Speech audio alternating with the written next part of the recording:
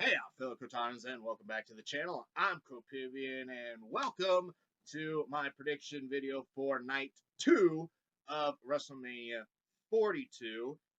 Of course, this weekend at Allegiant Stadium in Las Vegas, Nevada. So, Night 2, of course, directly after Night 1 on April 19th. We're going to get right into this prediction video for these matches. And if you want to see my predictions for night 1, I will leave the link in the description down below. Without further ado, here are my predictions for night 2 of WrestleMania. So we're going to get it started off with the 6-pack ladder match for the Intercontinental Championship. And this match features, of course, Intercontinental Champion Penta defending against Javon Evans, Rusev, Rey Mysterio, JD McDonough, Dragon Lee. This is going to be one of those ladder matches. We've seen it in the past at WrestleMania 32, where it's just pure and utter chaos. I mean, anytime you got a ladder match, it's going to be pure and utter chaos. And there's going to be broken bodies and broken ladders and just it's going to be amazing craziness all over the place. Nonetheless, I think that the winner in this matchup is going to be Penta. Penta is got all of the makings to be a great Intercontinental Champion, and this matchup will just put a feather in the cap for Penta and really make this Intercontinental Championship reign for him that much better. I mean, he is a great wrestler. He's a great Lucha Libre star as it is, and he is at a point in his career where he really needs a big win as champion defending the Intercontinental Championship. None bigger than at WrestleMania 42 this year, and I think he's got it. I think he's got it on lock. Penta all the way. All right, next up for night 2, I am going to do the predictions for Oba Femi versus Brock Lesnar. This build-up has actually been the best build-up for the entirety of the WrestleMania 42 build-up. Just everything they've done, throwing chairs at each other, the security guards getting in the mix, everybody getting in the mix, including Triple H getting in between these two monsters. I mean, this is going to be a very fun, but it's going to be a short match at that. I would say that it's probably going to be about maybe 8 minutes long. You know, I don't think it's going to break that 10-minute mark. I just don't see it happening. Of course, that depends on how long the entrances are. With the entrances, we might put it over 10 minutes. This is going to be one of those matches where it's just two big guys going at it. Two guys that you got the young lion in Oba Femi and the old lion in Brock Lesnar, using that frame of storylining for this video. And I mean, they built up a match that is gonna be brutal, and it's gonna be physical. It's probably gonna be the most physical match on the card of the entire WrestleMania weekend. And this match, in the end, I think Oba Femi's going to win over Brock Lesnar. Having Oba lose at this point in time in his career kills so much momentum that he has been building over the weeks since he debuted on the main roster. And not only on the main roster, but everything he did down in NXT. I know they like to say, you know, everything you did on NXT no longer matters in the main roster. To a degree, that's accurate, but also it kills a lot of what happened and what helped Oba Femi become Oba in the first place by having Brock Lesnar go over him. Not going to be a squash match by any stretch of the imagination. People who think it's going to be a squash match need to get their brains checked. I don't think there's many people thinking it's going to be a squash match, but it's going to be physical. It's going to be brutal. In the end, it'll be a fun match to watch, definitely. And probably going to be a lot of broken barricades, broken tables. Hopefully they don't break the ring, though, because we still got a long way to go on night 2. But yeah, Obafemi goes over. The ruler beats the conqueror. So now we're going to go to the WWE United States Championship match between champion Sami Zayn and challenger Trick Williams. Was extraordinarily shocking when Sami Zayn won the United States Championship over Carmelo Anthony, and really thought that, we'd see Carmelo at WrestleMania this year as champion. Didn't think that a lot of the people that are not appearing on the card this year were going to be the ones selected not to appear, basically. Carmelo being just one of the out of the many. Sami Zayn is actually not a bad choice to be United States champion going in, especially since he is clearly going in the more heelish bound character way. And I think that's going to add a layer and an aspect to this matchup that's going to make it a little bit better than what I think people are saying it's going to be. A lot of people are really criticizing this match for not having Carmelo in there, and rightfully so. As I said, Carmelo should have been on the card. Unfortunately, we don't make the calls. And my opinion has little to no bearing on what they do until it becomes a wave that they cannot ignore by all of us as fans. But this matchup it's not going to be one of the greatest matches at this year's WrestleMania specifically. It's going to be a good match at best. It's definitely not going to, have people sitting in their seats on their hands the entire time.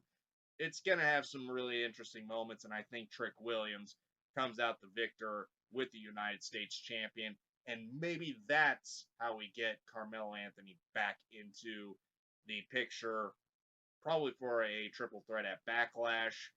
Trick Willie gets the victory in this match for the WWE United States Championship. We come to a big match, one that has been in the makings for quite a few years now, actually, with the Judgment Day story going the way that it's going. The Demon, Finn Balor, he's back, ladies and gentlemen, versus Dirty Dom Mysterio, Dominic. I think we see a lot of crazy, not only technical but high-flying maneuvers. Not because just because of who's in this, with Dom and Finn being more on the high-flying and technical side, but this is going to be a true showcase match for these two to really show not only what the Demon can do, and with the Demon back, I think you know where this prediction's headed.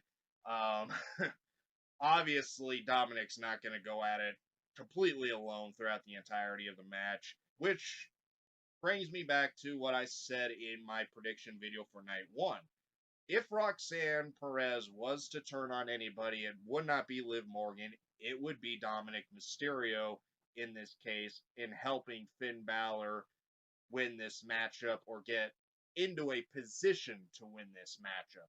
If not straight up attacking Dominic Mysterio, at least subduing whoever is coming in to help Dominic Mysterio, like, of course, JD McDonough might do, or anybody else, like Liv Morgan, setting up the eventual mixed tag match, which is probably where we're headed anyway for WrestleMania Backlash.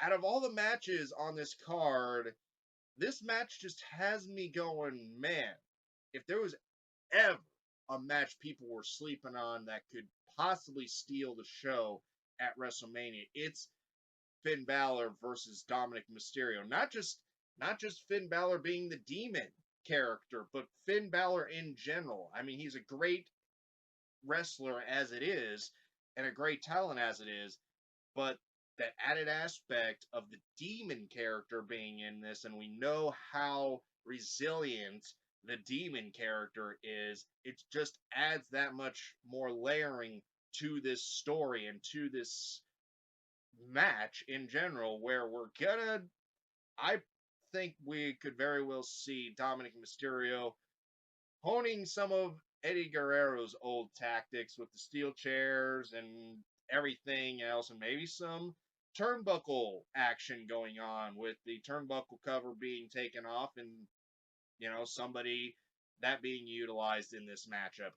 It's going to be a technical and high flying matchup, but I think there's obviously going to be that with Dominic Mysterio trying to figure out how to beat the demon, Finn Balor, he's going to use a lot of the nefarious tactics and the Latino heat tactics, as it were. In the end, of course, though, the demon Finn Balor wins.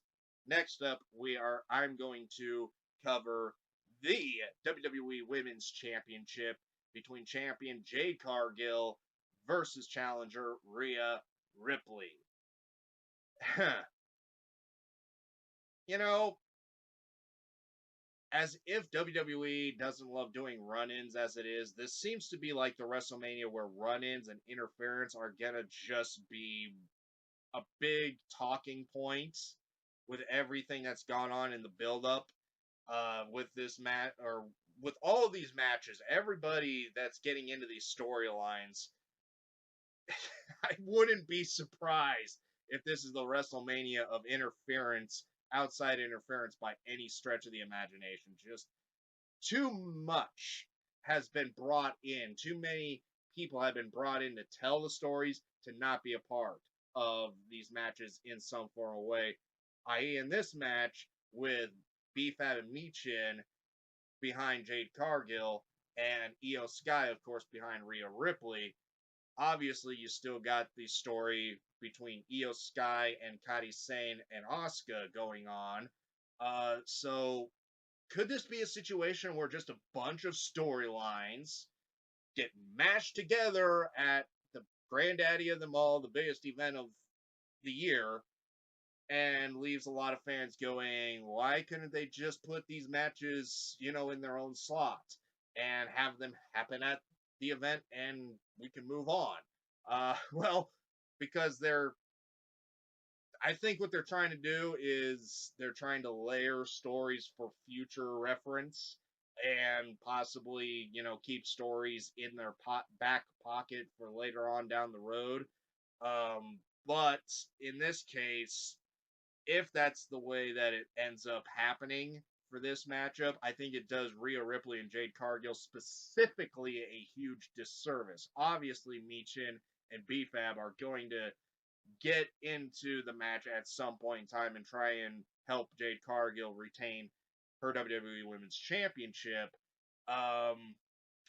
And ultimately, I think this is an interesting first match between Rhea Ripley and Jade Cargill at WrestleMania. I think these two women could set the precedent at this year's WrestleMania for future matches between them at future WrestleManias, and kind of do a Stone Cold Steve Austin versus The Rock kind of thing where they have multiple matches at WrestleMania, as well as Rhea Ripley and Charlotte Flair have done in the past.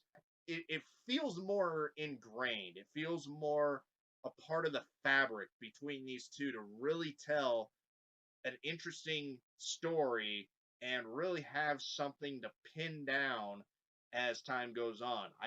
It just has that feeling with Rhea and Jade. However, even with that being said, if that ends up possibly happening in the future, I think it would be a great way to go. Obviously, there's a lot of great women in WWE currently and in the entire world of wrestling, in AEW, Stardom, even women's, or the World Women of Wrestling. WoW has some great female wrestlers down there on their roster too. But this one, Jade Cargill and Rhea Ripley, is going to be a really fun match. A really just just watch as this one sets in motion more storylines and more matches to come at, bigger events or the other big events that WWE has on the card, and definitely for future WrestleManias.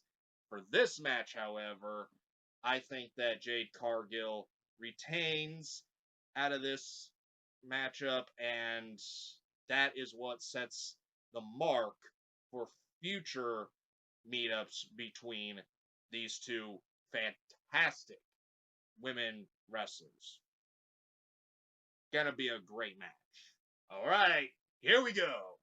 We are finally in the main event of WrestleMania 42, Night 2. And it's going to be I think it's going to be brutal. And I wouldn't be at all surprised if there is blood trickling down someone's face, if not both of theirs, by the end of the match. The WWE World Heavyweight Championship match between champion CM Punk, the best in the world, versus the only tribal chief, the original tribal chief, Roman Reigns. This is a match set in heaven and hell, colliding together, and it's got everything. It's got everything there to be a WrestleMania classic. The matchup between CM Punk, Roman Reigns, and Seth Rollins last year, WrestleMania 41, was a fantastic triple threat match and had a very interesting turn at the end with Paul Heyman turning against both Roman Reigns and CM Punk and helping Seth Rollins to the victory. This year, it's just Roman Reigns versus CM Punk for a championship, the World Heavyweight Championship. And it's going to be a great. There's no way this match doesn't end up being an ultimate classic. Just with who's in the match with Roman Reigns and CM Punk. I'll be honest, I've been waiting to see this match. I've been waiting to see it ever since CM Punk came back. Just these two, one-on-one. I wanted to see it at last year's WrestleMania, but I'm happy that we got a triple threat match. And really just impressed what they did last year. And siding with the fact that the storyline that's been building with these two over the course of the last several weeks, with Roman Reigns' cousins, the Usos, Jimmy and Jay, getting into the mix, and CM Punk going at it by himself, kind of playing with the bloodline returning kind of thing. It's a very high possibility that that's going to happen at WrestleMania this year. We could very well see the bloodline come back into the fold and come back into power. Will that happen? I honestly don't think so. But it's the layering is there. It's in the fold of the story. So could it happen? Yes. Will it happen? No. I don't think so. I think it's just going to be these two, mano and mano, going at it in the main event of Night 2, and just having a match to beat all matches at WrestleMania. Gonna be better than Undertaker and Shawn Michaels? Definitely not. But it's gonna be a very good match nonetheless. If not, like I said, an ultimate classic at WrestleMania. So, with that being said, who do I think is going to come out the victor in this matchup? Ooh, baby. If ever there was a tough choice to make, this is the choice that is tough to make, because these two, I have so much respect for both CM Punk and Roman Reigns that to have either one of them come out is going to be just a great ending to WrestleMania this year. But of course, only one of them can come out the victor. So who do I think it's going to be? Day in and day out, I lean towards CM Punk. Then I lean towards Roman Reigns. It's that you can go either way, because you're going to have a great victor come out of a great match. But since I'm doing this prediction video, I have to make a prediction. Otherwise, all of this is a moot point. So who do I think is going to come out the victor in this one?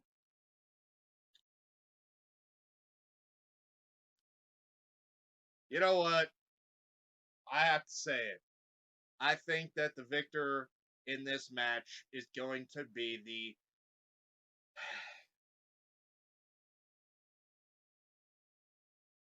I think it's going to be CM Punk.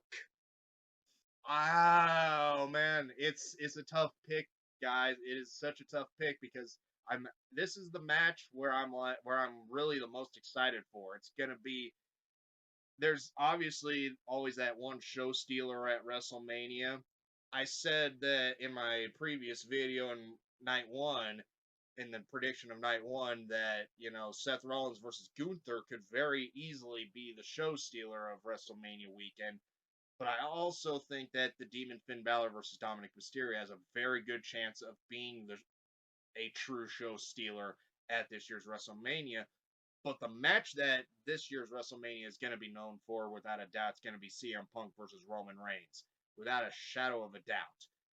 And as much as I want to say Roman Reigns is going to come out the victor, I just